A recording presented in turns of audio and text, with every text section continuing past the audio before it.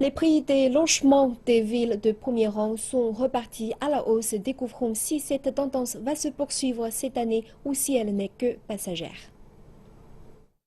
La forte demande est le moteur de la reprise du marché immobilier dans les villes de premier rang.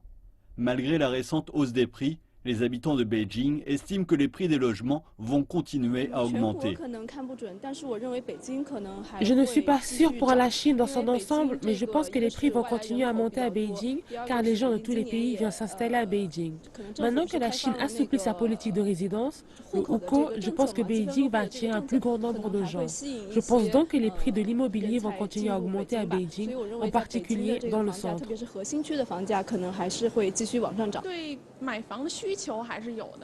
Je pense que la demande est toujours plus forte pour l'immobilier. Plus vous achetez tôt, plus la marge d'appréciation des prix est grande. Je vais probablement acheter d'ici 2 ans. Mais pour les analystes, le secteur immobilier va subir de nombreux vents contraires en 2016, en particulier dans les villes de rang inférieur où l'offre est excédentaire.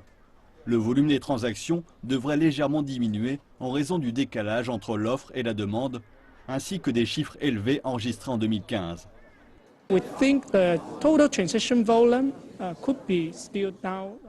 Nous pensons que le volume de transactions total pourrait diminuer de 0 à 5% sur l'année. Ceci car la reprise n'est pas généralisée, elle est concentrée dans les villes de premier et deuxième rang. Mais dans les villes de premier rang, l'offre pourrait également décliner.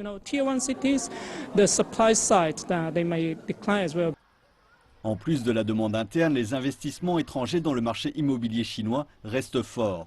La Chine est la troisième destination des investissements immobiliers dans la région Asie-Pacifique, derrière le Japon et l'Australie. Et les investisseurs étrangers devraient se concentrer sur les villes de premier rang. L'argent qui arrive en Chine est très différent de ce qu'il était par le passé. Traditionnellement, les gens qui venaient en Chine exigeaient des retours sur investissement élevés, des risques élevés.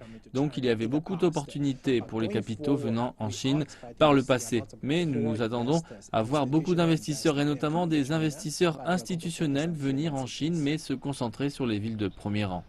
Et d'ajouter que les restrictions du gouvernement ont pesé sur la demande dans les villes de premier rang. L'assouplissement des politiques immobilières pourra donc soutenir cette demande. Car en raison de la volatilité des marchés boursiers et du peu d'options d'investissement disponibles, l'immobilier reste un placement de choix.